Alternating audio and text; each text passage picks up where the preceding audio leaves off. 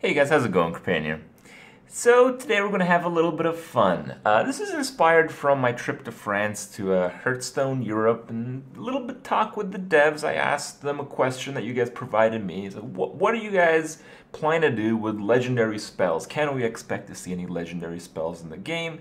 And they said, yeah, sure, why not? And it mostly comes as an issue that spells don't really feel legendary because they don't attribute to a character in World of Warcraft, which just by default automatically becomes super amazing and epic and stuff, and it's completely unplayable because it's going to cost 8 or 9 mana. So what I thought I'd do, I'd take it upon myself. I found some card creation website. You guys can go in the link below. It's specifically the one I use, but there's a lot out there, so you guys can browse around, and made my own legendary spells. And normally I kind of don't think much of this. Creating your own cards is basically like kind of dumb and stuff. But I don't know. I had a lot of fun, and maybe you guys will at least enjoy my view of things, because these cards, these legendary spells, I've made one for every class, and I've skewed them to how I want to play Hearthstone. So hopefully it'll be revealing in that way, and you guys can maybe have a quick laugh. So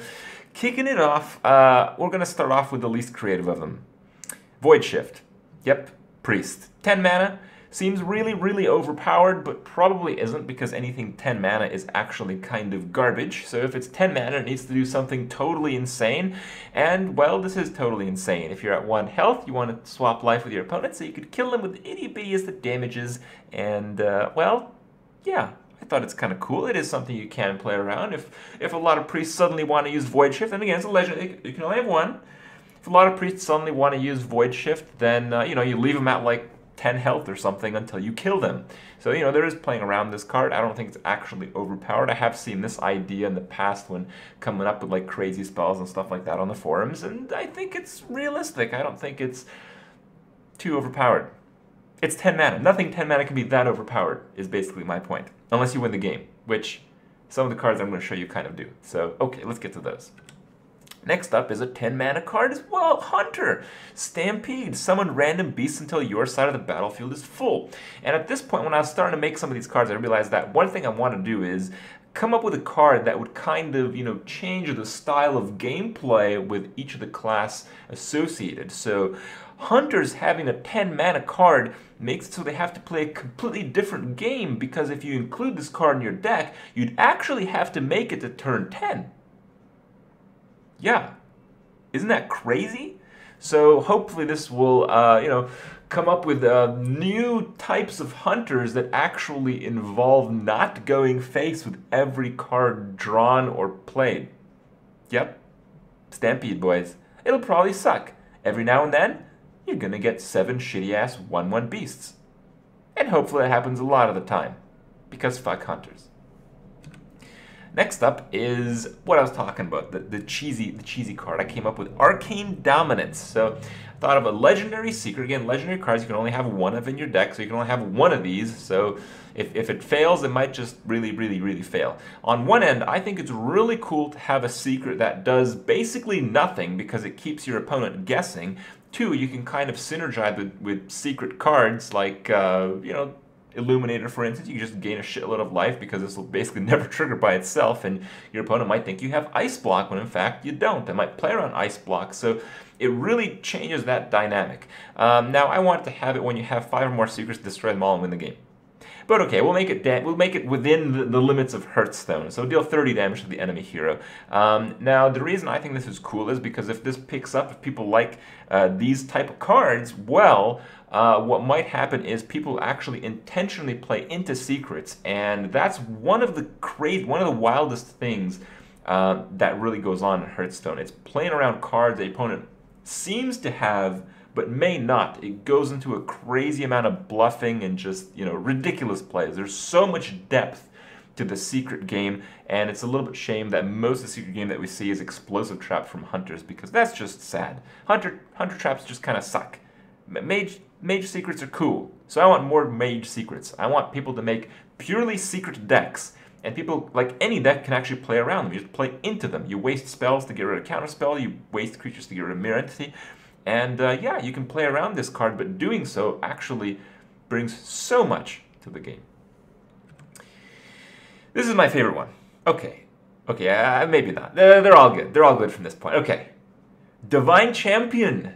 8 mana buff for paladins. Whoa! Give a minion Divine Shield, and spells that target this minion cost 0. So what does this do? This makes it so, again, you can come up with a completely different type of deck in Paladin, which is to use a lot of buffs like Blessing of Kings and a lot of buffs like Blessed Champion. So if you have like a 1/1 dude, Kings, Champion, all freebies after this card. So it's like a ridiculous win condition. It's basically like combo Paladin, and it makes a lot of the marginal cards that Paladins use kind of good, like Hammer of Wrath. That card, a long time ago, used to be played in Paladin decks, and, well, Holy Wrath. So you can just play this, and then you can just draw by pinging your own creature a bunch of times for free and using these crazy cards. You can even lay on hands. You can Divine Champion your 1/1 dude, Blessing of Kings him, Hammer of Wrath him, heal him back up, lay on hands, draw some more buffs, get another Kings down, get a Blessed Champion, get another Blessed Champion, hit your opponent for way too much damage, and, well, the deck's going to suck a lot of the other times because it's a legendary, because you can only have one of this card, so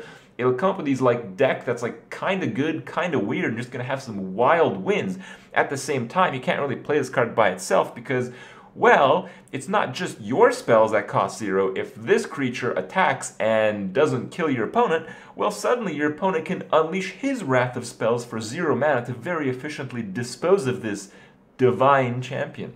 So, you guys get it. There's so much potential in Hearthstone.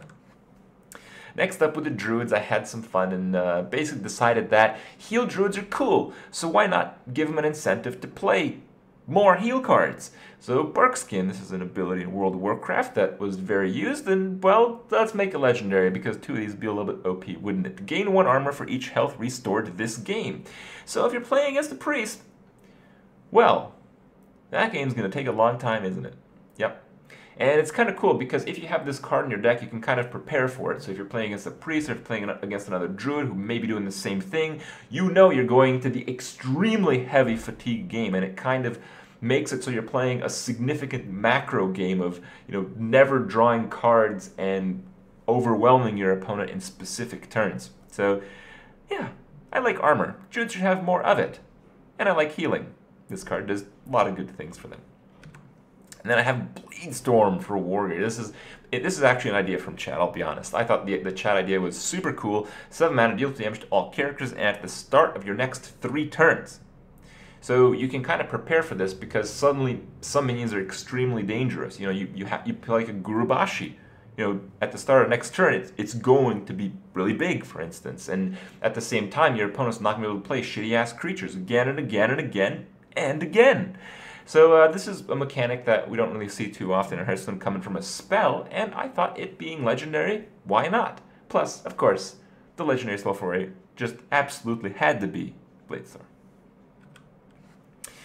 This is the first idea. This is kind of what inspired the idea. I thought that, what would really make a cool legendary spell, like a one of use? And I thought of Soulstone. In World of Warcraft, when you were raiding, when you had the Warlocks had like 1 Soulstone on a long timer to automatically res a fallen ally or themselves. And I just thought that was super cool, and I thought Warlocks could use more ways to get their health back up, because what tends to happen is it's hard to heal and do stuff on the same turn, and at the same time you have a lot of dead turns. So this card kind of does a lot of good things. It makes it so it's suddenly filling up your other turns, and it's suddenly more okay to play controlling Warlock decks, which I find kind of fun to play against, kind of, and certainly fun to play as. So this card basically makes it so when you die, instead of it making you immune, it just sets your health to 15. So it's not Ice Block, it's not blatantly overpowered. We're not playing Mage here, we're playing Warlock. And one of is very important because, well, no Warlock had 2 Soulstones in World of Warcraft. For Shamans, I thought Shamans were kind of lacking on the board clear, so I gave them Chain Lightning.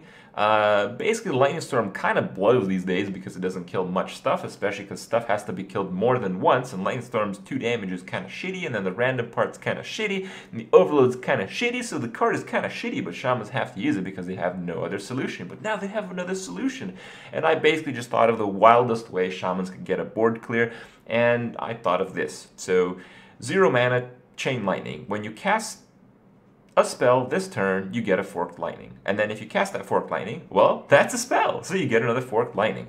So basically you can play this, a spell for 0 mana, there are a few Shaman ones, and then 10 Forked Lightnings. Or, you know, a little bit more in some cases. And yeah, with a lot of Forked Lightnings, you can basically clear a board. Unless there's one big minion, in which case, well, there's other solutions for that if you're a Shaman. And of course, the prize, the coolest one, it's a miracle! Huh. Yeah, that works. It does work. Trust me, it works. The idea is that, you know, rogues, they get like ridiculous card efficiency, ridiculous value. You know, it just makes no sense. From the start of Hearthstone, from more than a year ago, it's like, why is this card in the game? You know, this is kind of the mentality I always had when I looked at rogue cards. So I thought I would make the most obscene rogue card imaginable. So as you could tell, if this card is in the bottom of your deck, it's not very useful. In fact, if it's in the top, if it's in the bottom like 6 or 7 cards, it's also not very useful. But if it's in the top, well, you can prep this if you want, and then you could draw 15 cards. And sometimes you might only draw like 3 of those cards, maybe 4. Sometimes you might actually draw 10. But in any case, you'd still be removing some from your deck because of discard, because you can never hold that many cards. So the idea is that it's really overpowered, but because of legendary, you can only have 1. And if it's at the bottom of your deck, it's terrible. It's actually completely useless. And even if it's in a really good situation, because Rogue is very oriented around combos, it might not actually work. Because, well, when you want to combo like your weapon with a Blade Flurry and suddenly you destroyed all your Blade Flurries, then drawing all those weapons may not actually do anything against a board of a shitload of creatures that you can't otherwise kill. And it's got the really cool aspect where if you know exactly what's left in your deck, if you have like, you know, let's say 8 cards, you might know that you have an absurd lethal that, you know, might just be completely unimaginable to those watching or those playing against you. Yeah, so it turns out the Hearthstone engine is really awesome for coming up with really cool card ideas. That's really the source, in my opinion, why Hearthstone is so good. It's such a clear system, and there's so much potential, so many things that can be done within it. And I hope you guys understood that from my wild examples of legendaries, and I kind of hope to see some of the ideas that are in my cards come up in the ones Blizzard comes up with. But yeah, that'll probably be some time. I think legendary spells are difficult to really sell, and well, I hope I did a good job at least. I hope you guys enjoyed it. Hope you guys had fun. Check out the stuff, and I'll see you guys tomorrow.